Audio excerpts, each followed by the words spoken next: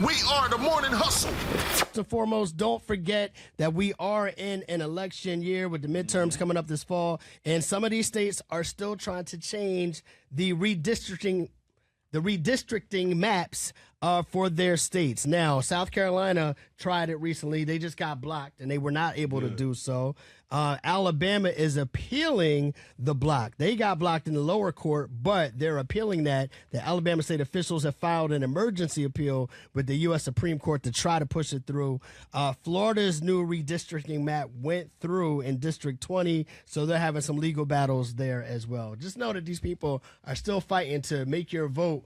They tell you that, oh, we're not stopping you from voting, but the way they're trying to divide up the votes into other counties waters down your impact, and that's what it's all about, all right? Scary. Now, speaking of voting and making sure you get out there and do it this fall, somebody that we voted for and wish maybe was still President Obama, finally has completed the presidential library on the south side of Chicago. The Obama Foundation has come out with the first slate of programming, and the grand opening of the Obama Center in Chicago will take place on Juneteenth. Starting on June 19th, you can visit the Obama Presidential Center, a campus with a world-class museum, a new branch of the Chicago Public Library, sweeping green spaces filled with public art, yes, a basketball court, and more.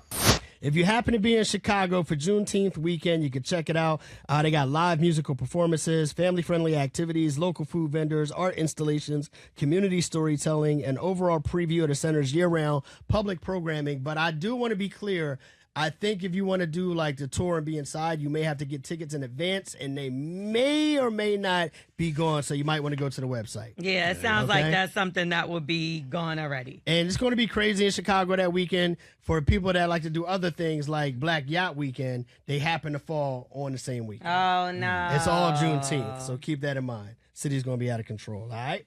Last but not least, what would y'all think would be the #1 best city in all of the United States of America to start a career in? Atlanta. New York?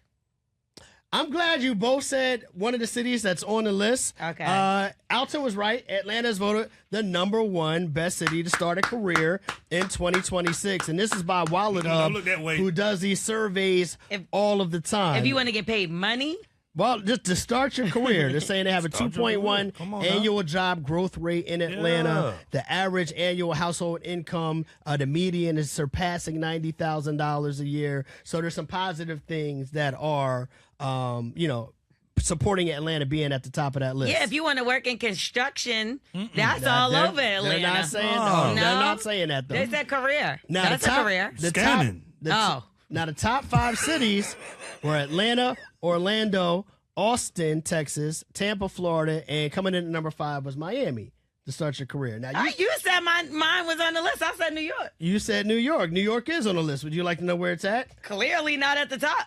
But it is dead last at the bottom. Yeah. New York is not a good city to start a career, though. But it's still on the list. Because it's too expensive.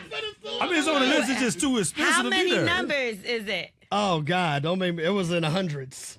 I feel like you get paid more money in New York, but you gotta maybe spend once more you money. have a career established. Yeah. But this is to start your career. You don't want to be in New York to start your career. So the bottom 3 on If the list. you can make it there, you can make it anywhere. The worst 3 on the list to start a career in, the bottom 3 were Detroit, Bridgeport, Connecticut, and New York. No. That's not the... Okay, listen to me. The worst 3 ain't on the list because they ain't make it. Thank you. All